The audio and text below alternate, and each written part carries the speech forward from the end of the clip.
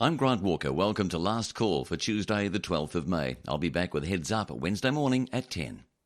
To the Commerce Commission. The Commerce Commission says it's continuing to investigate suspected market manipulation in forex markets as overseas banks prepare a US $6 billion settlement over similar allegations. On Tuesday, the Financial Times reported that Barclays, Citigroup, Royal Bank of Scotland, JP Morgan Chase and UBS would settle with US authorities this week, citing sources familiar with the situation. It said UBS would pay the least of the five because it had alerted authorities to the issues in forex markets. Barclays would pay the most, about US $3.1 billion, because it was not part of a settlement in November 2014 with the Financial Conduct Authority in the UK, the Commodity Futures Trading Commission in the US, and Swiss regulators. New Zealand's Commerce Commission revealed its investigation in April 2014. The probe is looking at possible manipulation of currency rates and possible influencing of benchmarks in foreign exchange markets. It said the investigation followed a leniency application under the Commission's cartel leniency policy. On Tuesday, the Commission released a statement saying, "We have been closely monitoring developments in other jurisdictions. Our own investigation is continuing." The leniency policy offers conditional immunity from prosecution to the first member of a cartel who tells the Commission about its operation and provides evidence. The investigations and settlements follow revelations that currency traders use chatroom communications to coordinate trading and rig exchange rates. Let's talk accommodation. New Zealand guest nights rose at a slower monthly pace on a seasonally adjusted basis in March as an increase in domestic overnight stays offset a fall in international guests taking accommodation. However, the combination of Cricket World Cup games and the timing of school holidays saw a big jump in both domestic and international guest nights on an adjusted basis compared to the same month a year earlier. Seasonally adjusted national guest nights rose 0.4% in March, slowing from February's 2.4% climb, according to Statistics New Zealand. Domestic guest nights increased 0.9% in March, offsetting a decline in international stays of 0.5%. On an adjusted basis, national guest nights climbed 7.5% to 3.55 million guest nights in March from the same month a year earlier, marking the 12th consecutive month of gains, with international guest nights up 11% to 1.2 million, while domestic guest nights rose 5.1% to 1.9 million. Business Indicators manager Neil Kelly said March was a good month for all regions and for both international and domestic guest nights. Visitor numbers were boosted by the Cricket World Cup and the timing of holiday periods. North Island guest nights rose 6.7% to an adjusted 2 million in March from the previous comparable period, while South Island sales increased 8.7% to 1.5 million. Across the regions, all recorded an increase in guest nights. The West Coast was the biggest gainer, with guest nights jumping 14% to 151,000. Auckland was the largest source of guest accommodation, with overnight stays rising 5.7% to 676,000, while Wellington stays increased 3.5% to 274,000. All four accommodation nights recorded increased stays. Hotels rose 6.7% to 1.2 million guest nights, and there was an 8.8% increase in motel stays to 1.2 million. Backpackers rose 3.9% to 519,000, while holiday parks increased 9.6% to 671,000. Today's data shows total capacity and short-term accommodation fell 0.7% in March from a year earlier, while occupancy rates improved to 49% from 45% in March 2014. NBR Radio, Tuesday the 12th. I'm John Stewart. Diligent Board Member Services, which makes company governance software, released its first quarter results on Tuesday morning and updated its guidance for the full year. Reporter Callida Smiley has been following that story, and she's in the studio with me now. Callida, how did Diligent do in their first quarter results? It performed strongly. Its total revenue over the 3 months to the end of March was up 19% on the same quarter last year. Sales rose 19%, and its gross profit increased 20%. Its net income climbed 59%, and it also increased the users for its Board Books product, that's its only product at the moment, by 4,000 to 96,000 users. That sounds fairly impressive. Was there anything which was not so good for them? Yes, its cash flow decreased US $5.6 million over the quarter to US $65.2 million, And this was due to moving clients onto its new accounting system, which delayed invoicing. The company had to do this after a number of accounting errors last year and the year before, but the company has a new chief executive and management says these types of errors are behind them now. So what's coming up for the company over the coming year?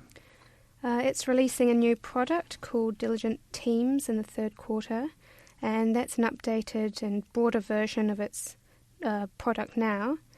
It's still expanding its sales and marketing force, particularly in Latin America and Europe, and it expects full-year sales to be between US 97 and 99 million.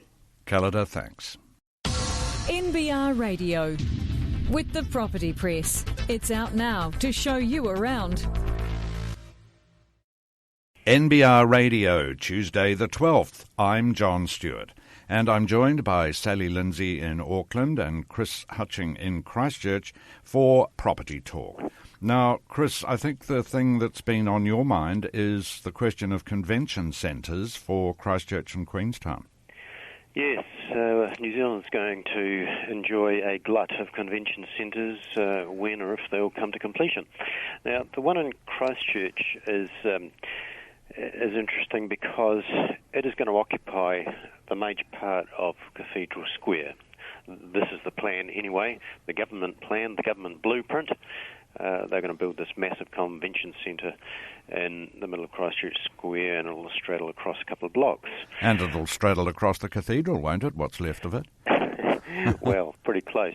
Anyway, there's been a delay in this, and this is a little bit mysterious because it was set down to begin during this year and possibly be completed within the next couple of years by the end of 2017, and it is not going to be. Now, NBR first learned about this, I first learned about this around about 6, 7, 8 weeks ago, and I reported on it, although it wasn't really picked up locally in Christchurch by anybody, where there had been a meeting of senior property managers from a number of different state agencies, including the hospital board, and my source revealed to me that they had been told that it was going to be delayed, and the story that they were given was that it was to do with the perceived industry capacity, or lack of, when Christchurch Hospital's rebuild gets underway very shortly. It's already started, bits of it, and that's a $600 million rebuild. It's been on the books for decades, but anyway, the government like to call it part of the rebuild, so that's underway. Now, these property managers were told that as a result of the requirements, the tendering requirements for this hospital rebuild, some of the other government projects like this convention centre were going to be put back. Now, the government no spokesman has ever explained properly why it has been set back, and in fact there was no statement. Our local Christchurch Press reported over the weekend that it was going to be delayed. They mentioned a government announcement. Well, it wasn't a government announcement as far as I am aware. It was simply a change to a website timeline without any explanation, and of course when us journalists went there and said, hey, what's this, what's all this changed, they came out with a fairly weaselly, mealy-mouthed sort of excuse about having to look at plans again, etc., etc. Now, a lot of people in Christchurch are not particularly enamoured with this plan. It's a bit like the stadium. The convention centre's going to cost probably $300 million. That was the cost 4 years ago when it first came out. Well, it will have blown out from that, won't it? It will have blown out a lot more than that now, John. Yeah. Absolutely. And it's ugly. This is part of what we call a cost share agreement, where the government and the City Council entered into an arrangement 2 or 3 years, 4 years ago now, almost, whereby it would be half funded, roughly, by government and City Council. And a lot of folks here are not happy about that because this is a great deal of money that has to be raised from somewhere. And one of the areas where they're probably going to raise it is through asset sales. And Christchurch people a group of Christchurch people, shall we say, have always been extremely strongly opposed to that idea. There are also a lot of questions about the value of a convention centre to the people as such, as opposed to businesses that might feed off it. Because as we all know, these centres do not make money. They need to be subsidised. There is the issue of operating costs. Who is going to pay for that? That does not appear to have been sorted out yet. It'll probably be the City Council, I would think, because you couldn't imagine that a government would continue to fund that. So there's a whole lot of questions about that. Also, how are you going to make this a busy and active sort of centre? Because as we all know, convention centres, when they're not having a convention, are huge dead areas. So this thing is very much up in the air, and at the moment we're not really quite sure what's going on, and nobody is telling us. That is, nobody who is actually in the know. So that's the situation on the Christchurch one. There is an interesting development in Queenstown over there one. We have a private developer called the Porter Brothers. Alistair Porter is the spokesman for that. They have the Remarkables Park shopping centre and entertainment precinct out there on the outskirts of town by the airport. And they've said they will build a convention centre, and they don't want any ratepayer money whatsoever. They'll do it themselves, they say. They reckon they can do it cheaper, and they can make it pay better than what the council will. Now, the council wants to get one going in the centre of town. There's a whole lot of issues with that about who's going to pay for it and whether or not you really want all that congestion there, because the town has become aware that it's very congested. They're even talking about major parking restrictions for workers that come into town there. So the council at this stage is rejected Remarkables Park idea, and they're still pushing along with their own idea of putting up this convention centre in the centre of town. And Mr. Porter has said, well, okay, if you go down that path, you must be aware that this is a central business district plan that's going to benefit the central business district. It's not necessarily going to benefit us out at towards the airport at Remarkables Park. We should not have to pay for it. If you're going to go down this track, we're going to go for a judicial review about where the rating for this is going to come from. Sounds like white elephants to me. I'm talking to Sally Lindsay and to Chris Hutching in Christchurch about property for our weekly spot. Now, thanks very much for that, Chris. Now, Sally, you've been studying the possibility of a study by the council on Ports of Auckland. Can you tell us a bit more about that? On Thursday, the council's development committee will meet, which apparently is just the entire council, and they've got a future port study, and they've got it in a draft form from their own council staff. And so this is a year-long study, and at the end it will make decisions on what is going to happen with the port in light of all the bitterness and argument that's gone over the last few months over the two wharf extensions. So the report will look at relocating the port, the environmental considerations around the port being where it is, the Maori consideration on what they think of it there and whether they'd like it moved, and the costs and benefits and various options such as investment needed in Ports of Auckland, the infrastructure around the port, reconfiguration options, and the opportunity costs of having the land where it is as port operations. All sounds pretty cumbersome, Sally. I mean, a lot of people are going to want to have their voices heard. Well, there will be a lot of people. So the council is suggesting that the preparation of this report be handed over to the stakeholders, and then they'll have a smaller committee chaired by an independent chairman to look overall what these stakeholders say and somehow bring some sort of report together. But they'll all have their own interests, which they'll be pushing, won't they? Yes, you just wonder how far it's going to go. And there is a lot of scepticism that they can complete this report within a year, because there's going to be a huge amount of technical detail needed and costing and all that sort of stuff. And in the meantime, Ports of Auckland is just restricted in what it can do. And it'll be interesting to see if they win their court case on June the 2nd and then what happens from there. Yeah. Chris, just back to you very briefly. EQC, they're getting a bit of a hurry up, or they're being given a hurry up, are they? They're trying to give everybody a hurry up. They're saying that if you want to be in the managed repair program under Fletcher's, which deals with damage under 100,000, you've got to come to us by beginning of June, or otherwise we might cash settle with you. In other words, we'll just give you the money and say goodbye, go and sort it out yourself. A lot of people are not equipped to do that. They don't know much about building. They don't know, the sort of things that's involved. So some people are a little bit worried about that. At the same time, I guess you have to acknowledge that there are some people who are a little bit difficult to deal with and may have been delaying things. There will be many that will have justifiable delays because assessments are incorrect, wrong. There may be one or two just difficult people. Yeah. So that's the gist of what's happening there. And I guess to throw it back against EQC, while they're saying to everybody else, you hurry up and get on with it, they are still actually going through assessments themselves of whether or not these properties are over the 100,000 or under the 100,000. When they go over the 100,000, they have to hand over the case to the private insurer. So while they're saying to everybody, hurry up and get in this program or not, or cash settle, they themselves have been very slow in determining a lot of the assessments. Yeah, classic bureaucracy by the sound of it. Sally, just finally and very briefly, you've stumbled upon a proposal by some Auckland councillors for a secret chamber. Oh, yes, this is very funny.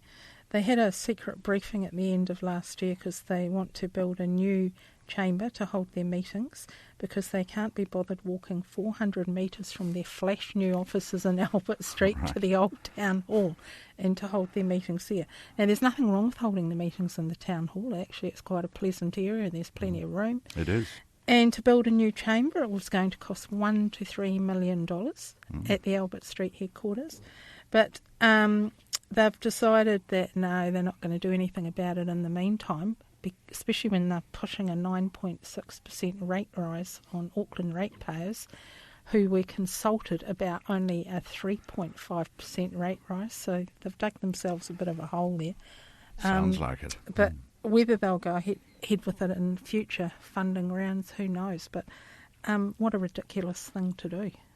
Indeed. Sally, Chris, thanks very much for Property Talk. NBR Radio. With Clooney Restaurant, an unparalleled private dining room choice. NBR Radio. In business news, another Mad Butcher store could be the fifth to head to the work since March after it failed to sell for a cut price. A Trade Me listing for the 300 square metre Mad Butcher in Manukau closed this afternoon, but owner Neil Plowright says nothing happened there. He says there was interest, but not from butchers, unfortunately. The store, which is located in the South Point Mall on Great South Road, had an asking price of $50,000, having dropped from $90,000 in April. According to the Westpac Directory of Franchising, Mad Butcher franchises require investment of between $350,000 to $450,000. The Manukau listing says it's a great opportunity to build on $3 million in turnover over the previous 12 months, with more than 30,000 visitors to the mall weekly. But Mr. Plowright says he will not put it back on the market because he cannot take the price any lower, with voluntary liquidation the next likely step. He said, I don't know what to do now. I can laugh a little because this was once a successful shop, I won't go down for a huge amount of money. Confidentiality agreements, however, mean he will not say any more. Winter's really tough on us, he said. In March, NBR Online reported Mad Butcher's stores in Kapiti, Massey, Glenfield and Rotorua all went into liquidation over a period of 3 weeks.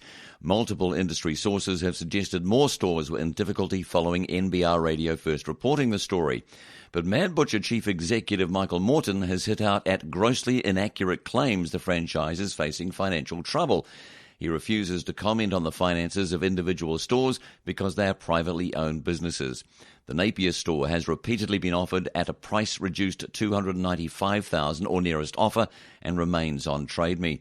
The Mad Butcher franchise was established in 1971 by Sir Peter Leach, but was in 2013 bought by NZX-listed Veritas Investments for $40 million in a deal that made Chief Executive Michael Morton the biggest shareholder.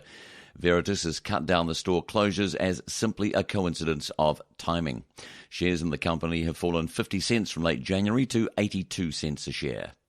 Let's talk wine. Asia, particularly China, is set to dominate global wine consumption and import growth this decade, according to a new study. Research from the University of Adelaide's Wine Economics Research Centre shows China's wine consumption could grow by 60% over the next few years, with demand set to outstrip supply by 2018. China is now the world's 5th largest producer of grape wine, up from 15th as recently as 2001. Despite the boost in domestic production, imports are expected to rise by up to 790 million litres by 2018. The study notes China's austerity drive has had little impact on the country's grape and wine production and only a minor influence on the overall volume of wine imports by China. However, it finds the austerity drive has been depressing the prices of super premium wines. Yet the Australian Grape and Wine Authority says demand for premium wines helped boost Australia's wine exports for the first time since 2007. Premium wines, and especially ultra-premium wines priced above $50 Australian a bottle, also experienced the strongest growth of any price range throughout the year. Meanwhile, latest figures show Australians appear to be drinking less alcohol now than at any time in the past 50 years. The 9.7 litres of pure alcohol available for consumption for every Australian aged 15 years and over in 2013-14, the equivalent of 2.1 standard drinks per person per day, is the lowest level since the early 1960s. NBR Radio, Tuesday the 12th. I'm John Stewart. Carter Holt Harvey has confirmed it's considering an initial public offering. Here to discuss that with me is Tim Hunter. So, Tim, they've appointed 5 lead managers, so it looks like Carter Holt Harvey are fairly serious about this. Oh, totally. I think the appointment of the lead management panel indicates for one thing, the size of the offer. It's a very substantial business. And they're offering us a very large stake in the company, although exactly how much we're not quite sure yet. I think one of the things we can read into the brokerage appointments is that we're seeing Forsyth Barr and Deutsche Craigs on the list.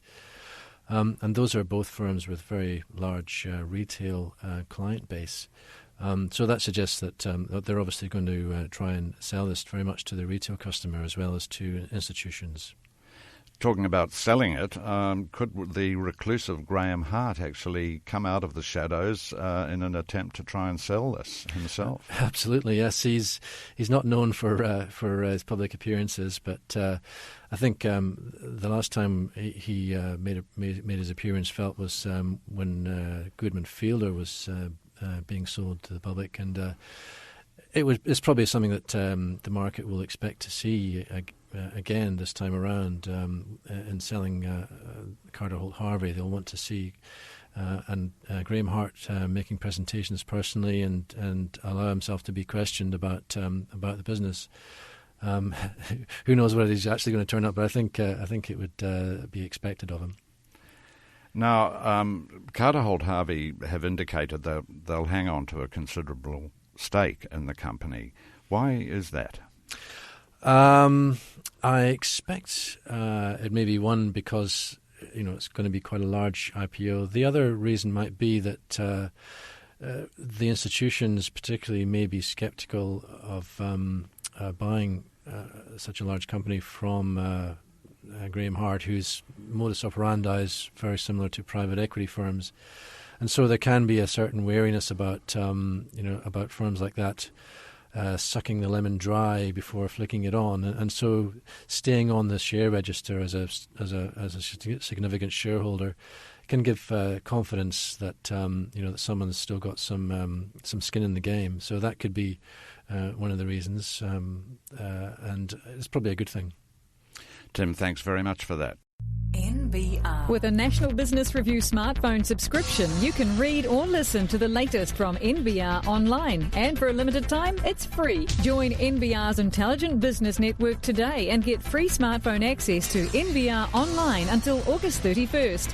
NBR doesn't do sport, weather or horoscopes, just timely, relevant, useful and insightful business news. So for business news you can use for free, visit nbr.co.nz/free. The UK election continues to spring surprises and offers lessons to pollsters and politicians alike. The parallels with New Zealand politics are intriguing too. In his editor's insight on Tuesday, Neville Gibson says there are two obvious comparisons with last year's New Zealand election. Neville, what are these parallels? Well, the first one is obviously the polls and by implication the media coverage, because the polls totally underestimated public support for the government's economic achievements, and I think that was the same here. And so perhaps when the polling is about people's attitude to what they see in the media, but really what happened was you've got politics driven by pure wallet-driven politics, and people voted on that basis. And it's also interesting that in Israel we had a similar phenomenon, although I'm not going to draw comparisons with that. But again, there was a late surge there to the Prime Minister over quite different issues, but the polls didn't pick that up either. But the second one is Ed Miliband, and he struck me as very much being New Zealand's equivalent of David Cunliffe. He is pretty intellectual, far more left-wing than the public would probably like, and he was up against an affable and pragmatic politician, in this case John Key, and Cameron and Miliband provide the parallel there. And I think both polls have, not the polls so much as the elections, spell real danger to the Labour parties unless they move back into the centre, because in the UK, Miliband had a policy of higher taxes, far more government interventionist policies, and I think for Labour these are policies they'll have to look beyond and find other ways of expressing a desire for better social outcomes in the political scene. So is the future of first past the post in the UK an issue for them in the future? Well, that's an interesting one, and obviously we've gone past that and well beyond it, but there's a lot of calculations and commentary on it. Whether that actually gets anywhere in the next 5 years while the Conservatives are in power is highly unlikely, I think. But you've still got a large degree of people without a voice. About a third of the people still didn't vote for the Conservatives and Labour. And one calculation showing the spread of seats, if you did the proportional thing, shows the Conservatives losing 90 seats and Labour picking up Labour also losing around about 30, so you'd have a really hung parliament and they'd have to talk to each other. So I don't think the British public are ready for that yet, but I don't think that issue's going to go away either. No. Now, the huge intake of new Scottish MPs, is that going to change things at Westminster? Well, this is the really interesting one from a domestic point of view, because there's obviously going to be quite a lot of these new MPs are quite different from your normal MPs you get in the House. In fact, David Cameron said having a whole lot of these Scots in Parliament would be like a horror movie, but I don't think I'll be that scared.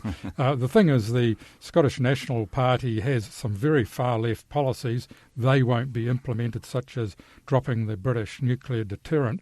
And Mr Cameron's going to be playing to the independence factor pretty strongly, because his promises for Scottish autonomy and independence within the United Kingdom include quite a lot of powers of taxation, and they may be sort of, hoist by their own petard if they have to actually raise more taxes in Scotland to pay for what might be a bigger welfare budget than what England and Wales and Northern Ireland will put up with. So what's the future for other political parties in Scotland? I mean, we've got to bear in mind that Labour got a real trouncing in Scotland. Well, you really feel for the Scots, because they've basically got a one-party system there, both in their own parliament and Westminster, because there's just 3 MPs going to Westminster who aren't members of the SNP. I looked for a bit of wisdom from someone there, and I went to T.R. Devine. He's now Sir Thomas Devine. He's written a trilogy of books on Scottish history for his view, and he says, well, you've got to look at it in 2 ways. One was the traditional Labour voters who didn't like Tony Blair. They deserted Labour some time ago to the SNP, and then more recently you've got Labour, the British Labour, opposing the referendum vote, and that's tarred them. So he says that basically Labour has been wiped out. He calls it the last bastion of unionism. So all you can hope for now is that the Conservatives, who've got 1 MP still, might see a bit of splintering in the views of the SNP as, say, more pro-business, pro-growth, more the right-wing element within Scotland comes to the fore.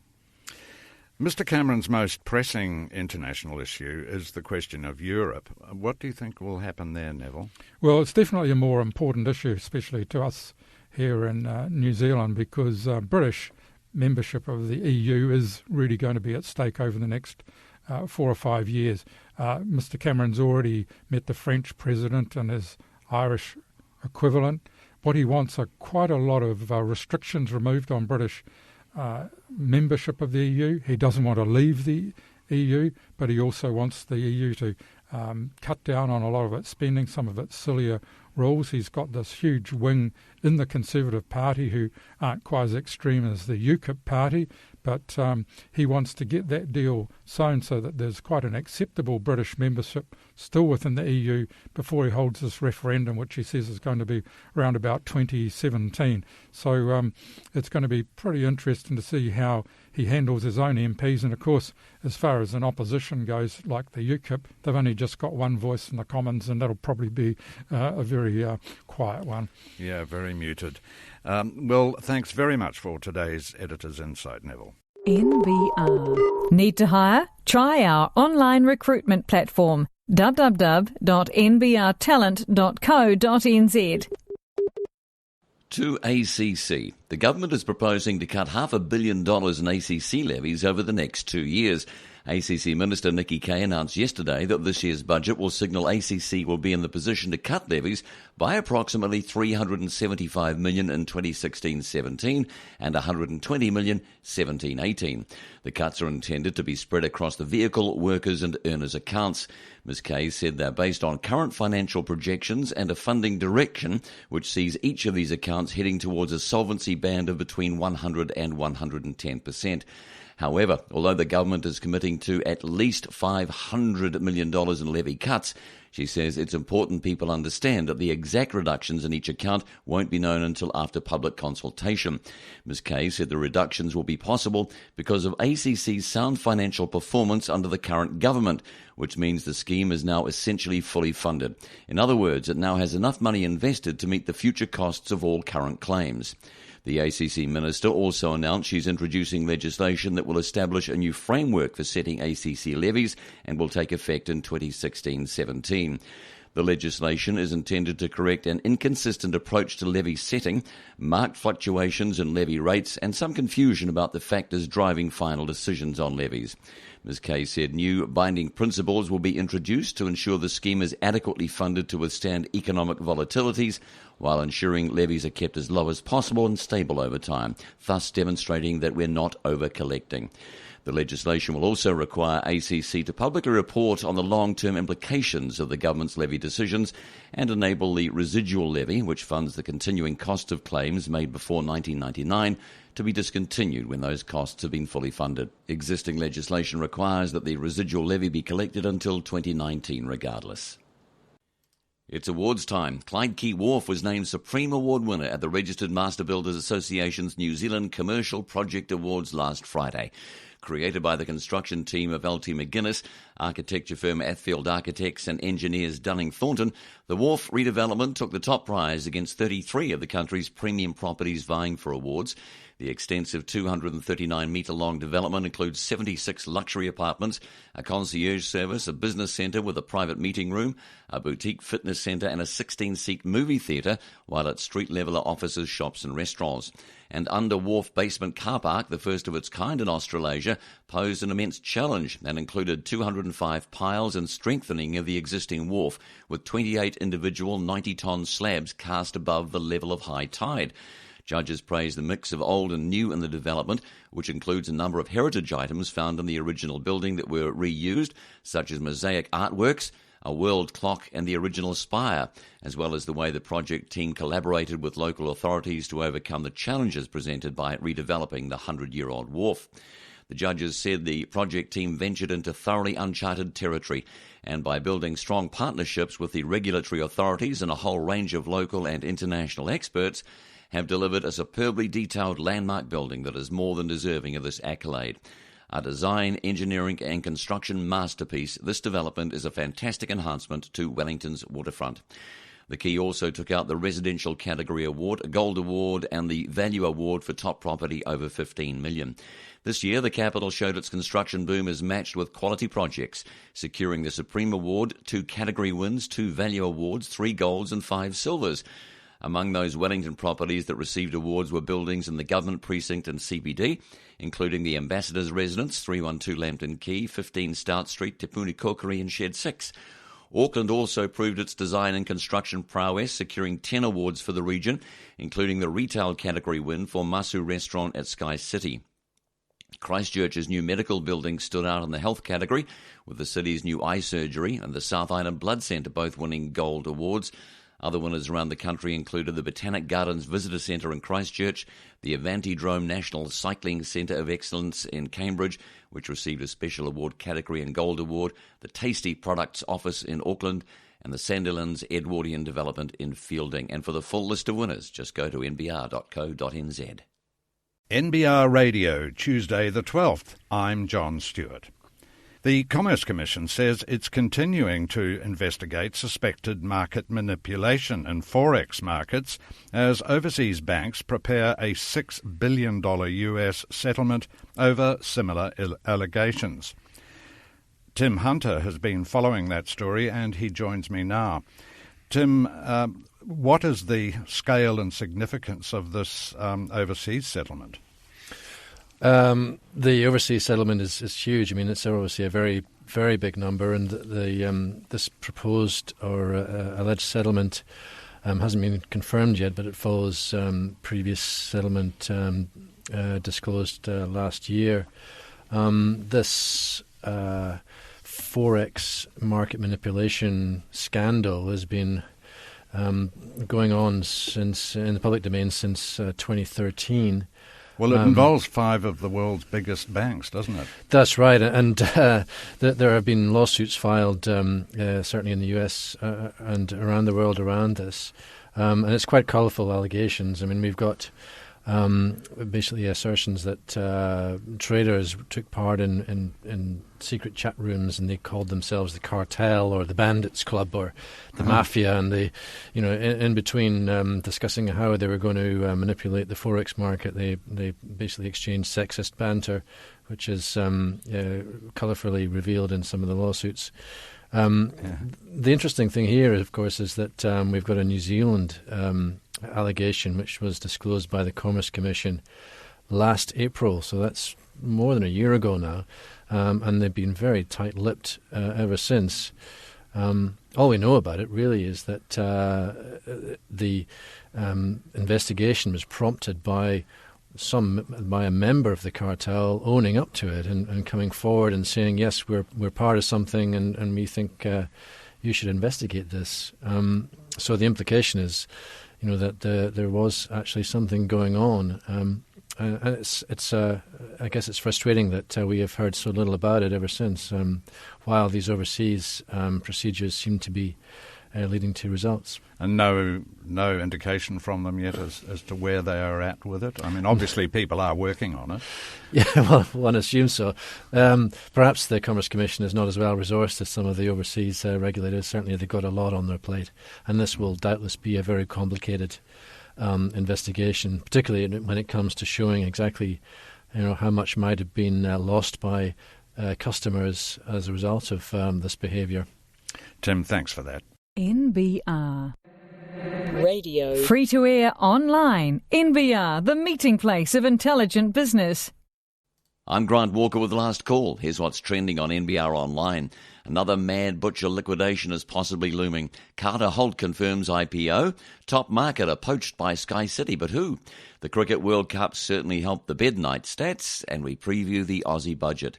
To find out more on those stories, log on to nbr.co.nz or stay tuned. Those stories coming up right now on NBR Radio. To the FMA, the Financial Market Authority's handling of sensitive information has come under fire, albeit from a camouflaged position, with a senior professional figure saying it leaks like a sieve. Speaking on condition of anonymity, the person says there were growing concerns about the confidentiality of some FMA work. He says, "My view is shared by many. It's a new organisation. It has the privilege of looking under the skirts at different firms, and with that comes a need for confidentiality. But," he says, "there's a general view mounting in the market that the FMA leaks like a sieve and people aren't happy about it." Citing several occasions when confidential information on FMA-related matters appeared to have spread beyond authorised people, he says, "They wouldn't have picked it up from us. You know, they've picked it up from the regulator." Others, though, do not share that view. One senior legal figure says, "I've had the opposite experience." He had been involved in several FMA inquiries which found no wrongdoing, but the matters could have been damaging had they become public.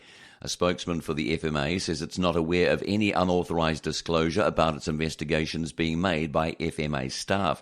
He says, "We have not received any complaints from the public about unauthorised disclosure of confidential information.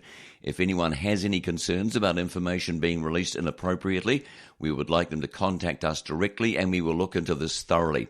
He says the organisation has strict policies on handling confidential information with consequences for breaching them.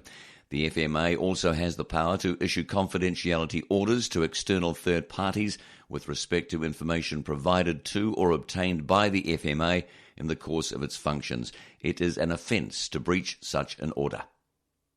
Let's preview the Oz budget. The Australian budget to be revealed tonight will have a focus on the repair of the government's books. That's according to PwC budget leader Richard Forgan, who says it's been a pretty sorry year for the Aussies. He says last budget they were expecting a deficit of $26 billion, reducing down to being just about back in surplus in 2018. By the half year, that had shifted to a $40 billion deficit for this year and back in surplus in 2019. However, he says the situation across the Tasman is more dire than the government is letting on. Almost every commentator who's expressed a view on the Australian government's books say the position has gotten a lot worse. Mr. Forgan says there is a lot of scepticism in Australia within the economic and fiscal community about these projections. He says the government is assuming Australia will get back to a growth trend of 3.5% per annum quicker than many expect. This is despite the continued slump in the minerals sector, which has been a major factor in the decline in Australian GDP growth.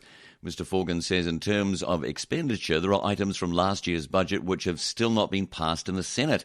He says roughly 70% of the initiatives have been locked in since the last budget. But Treasurer Joe Hockey is hoping the cards up his sleeve will be a remedy for the country's financial woes. Mr. Forgan says although tax reform proposals are well underway, he expects the budget to make some changes to tax. This includes a 1.5% decrease in company tax for small businesses. He says in theory it should make the tax burden on small businesses a bit lower. But what's also important, he says, is that they are being given back up to $10,000 of accelerated depreciation allowance, and they can write off more professional costs, all the costs of setting up businesses. As well as this, the so-called Netflix tax, which will extend Australia's 10% GST to cover intangible goods downloaded from the companies based offshore, has been confirmed by Mr. Hockey. Mr. Hockey expects the Netflix tax to raise $350 million Australian a year. To the markets, Carter Holt Harvey has confirmed it's considering an initial public offering of its ordinary shares, which would involve listing on the NZX and ASX. Current CHH owner Rank Group says it expects to retain a significant stake in the company following its listing. No money is currently being sought and no applications for securities will be accepted for money received unless the subscriber has received an investment statement. Expressions of interest will not involve an obligation or commitment of any kind. The joint lead managers to the offer are Credit Suisse, First New Zealand Capital, Deutsche Bank, Deutsche Craigs and Forsyth Barr. NBR Radio with Bayleys, New Zealand's leading commercial real estate company. And now a Diligent update. Diligent board member services boosted revenue, income and profit in a strong first quarter, although cash flow decreased as it cleared up accountancy practices after overstating profit in previous years. The governance software firm says total revenue in the 3 months ended March 31st was up 19% on the same quarter last year to $22.8 million US. With adjusted earnings before tax, depreciation and amortisation increasing 14% to $7.73 million. Sales rose 19% to $19.1 million. Gross profit increased 20% to $18.4 million, while net income climbed 59% to $3.1 million. Chief Executive Brian Stafford, in the role for only 6 weeks, says the company performed above its guidance range. It increased the number of its flagship product Board Books users over the quarter by about 4,000 to more than 96,000 users within 3,150 client agreements. Mr. Stafford says while Diligent does many things well, there is still a lot more to do to generate additional growth faster. The company has identified 5 key industries in the US, including government, education and healthcare, which it says represents a $50 billion potential market opportunity. Mr. Stafford says it's also increased its Latin American and European sales force and will make strategic acquisitions to help boost growth. Diligent's cash and equivalents decreased $5.6 million over the quarter to US $65.2 million, which Vice Chairman Greg Pedersen says is due to moving clients onto its new Enterprise Resource Planning System, or ERP, which delayed invoicing. The company is doing this to clear up its accounting controls after a turbulent couple of years in which it faced protracted issues with option grants and account restating. Last year, it was fined $100,000 by the New Zealand Markets Disciplinary Tribunal for failing to file 3 earnings reports on time after incorrectly recognising revenue, forcing it to restate accounts for the 2010 through 2013 financial years.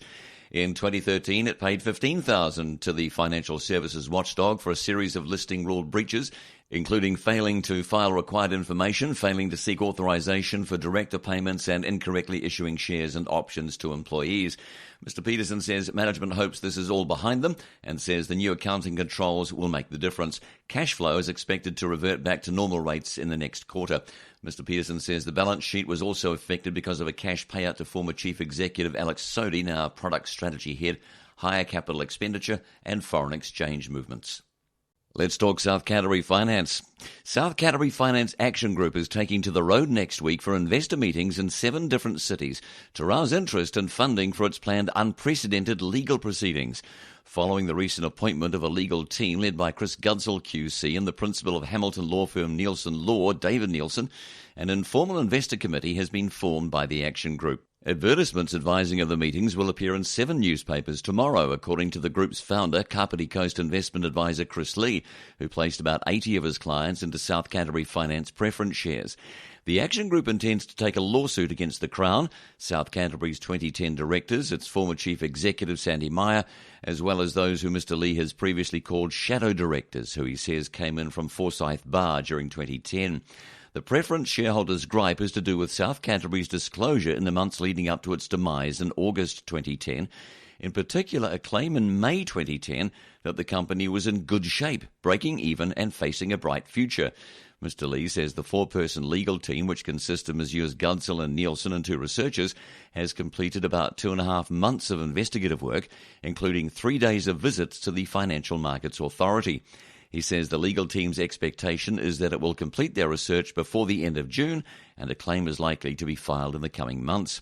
Mr. Lee says we're holding the meetings to tell investors what has been achieved and what we think is likely to be the outcome. We're inviting investors in the hope that they will be rewarded for seed funding their litigation. The group is hoping to raise at least $100,000 at this stage to fund legal and other costs. Unlike SCF debenture deposits and listed bonds, South Canterbury's $125 million of NZX-listed preference shares were the only class of securities not covered by the Crown Retail Deposit Guarantee, which paid out $1.6 billion when the Timaru firm collapsed in August 2010. NBR Radio, Tuesday the 12th. I'm John Stewart.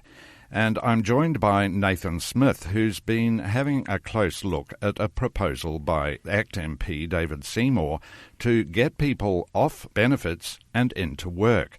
What do you think Mr. Seymour is trying to tell us here? Immediately, this is not Seymour's idea necessarily. This comes from a long pedigree of similar ideas of a certain political bent, so he's just reflecting that. But I thought it is necessary to tease out what he was talking about, because it's an often repeated claim that people who go on work are technically better or more reputable or are working within the system, and that's simply not face value correct.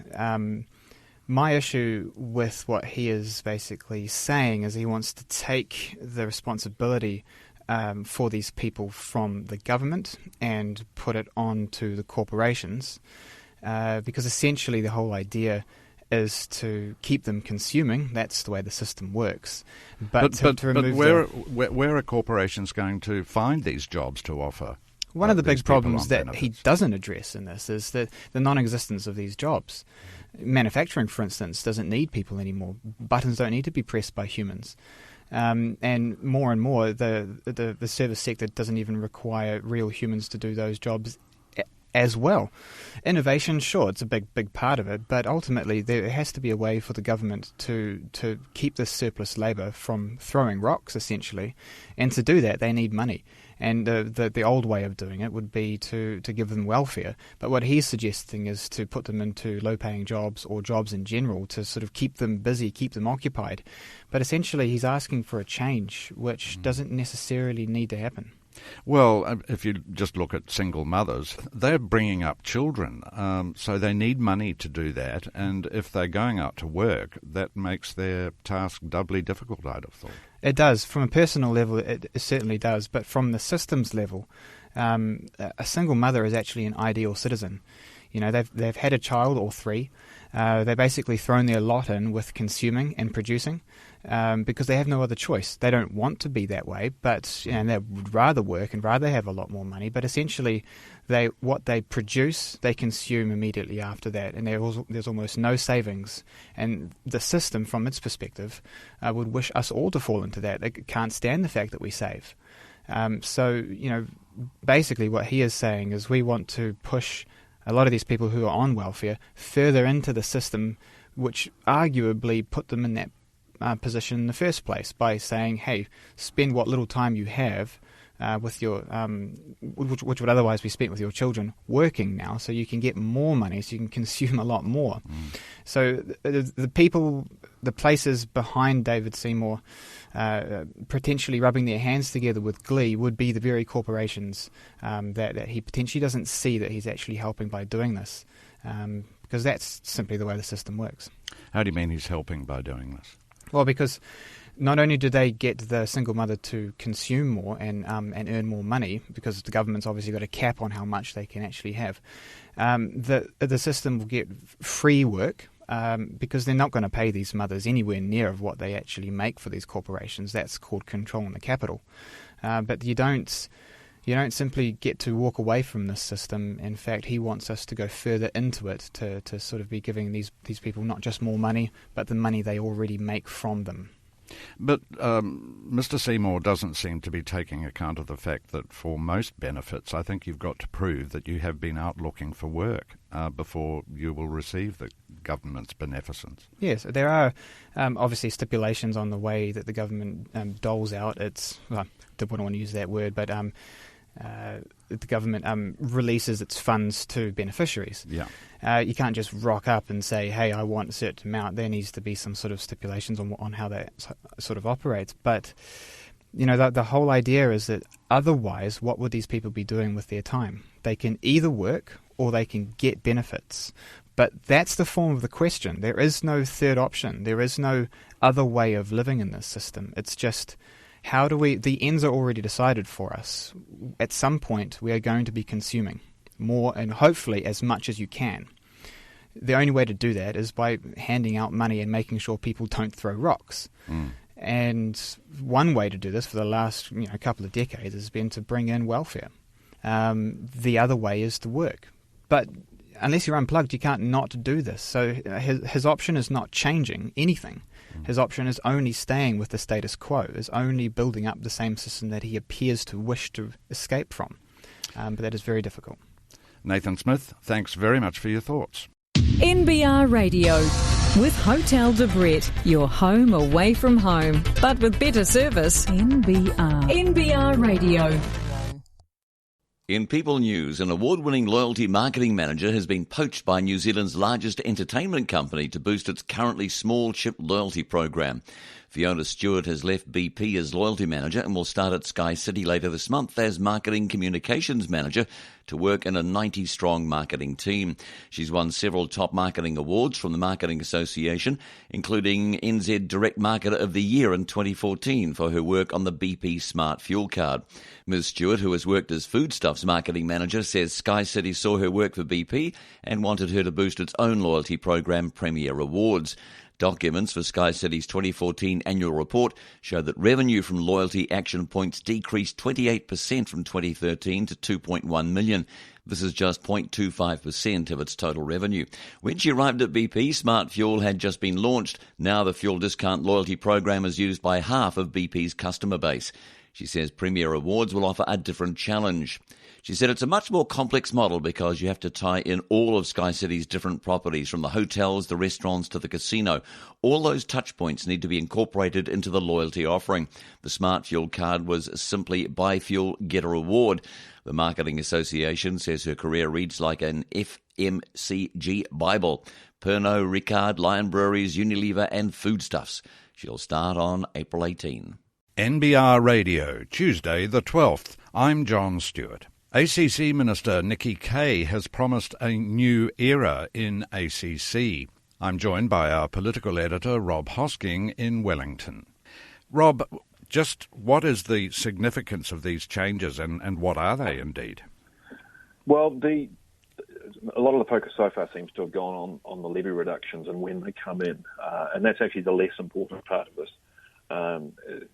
The important thing is changing the way levies are set. This has always been an incredibly political process, and look, if you were to take a quite a purist approach, the government hasn't gone far enough.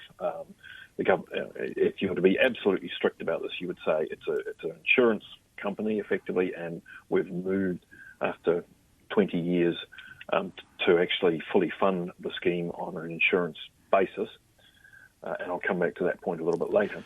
Well, I guess there is an inherent conflict between the cold-blooded actuarial calculations and the politics in this situation. Would that be right?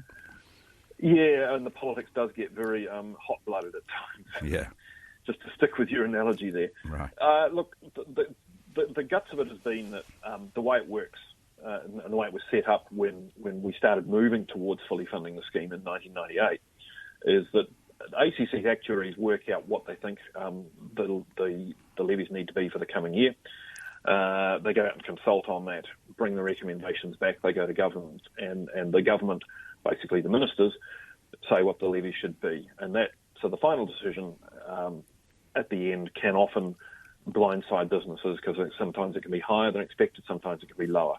And whether it's high and whether it's lower and when is determined largely by the political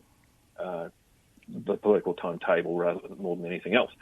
What Nikki Kaye is proposing is the government will set an outline of its expectations for how the scheme will be funded over a period of time. The time frame that's being talked about is, say, over a period of 10 years. So that gives us sort of a longer-term time frame, and that is set and becomes a sort of standing document, a little bit like the policy targets agreement the government has with the Reserve Bank, which sets out some broad goals for how the levies will be set, and then ACC sets levies against that. It is still a ministerial decision, but the general direction of it is going to be a lot more clear earlier on in the process rather than at the end. Now, as I say, from a purist point of view, it is still too political. And, if you were being absolutely strict about this, you'd say, listen, it's an insurance thing, hand it over to the actuaries and let them do it. The government's argument is it is not just an insurance scheme, it is also a social insurance scheme, and it's part of their broad New Zealand social contract, and so they still want to have some input there. I suppose it's 6 to 1, half a dozen the other on that one. It's a tricky one. Do you really... The actuaries, although they're good, if the government had strictly followed them in the last few years, ironically, the levies would have been even more volatile than they have been. Really?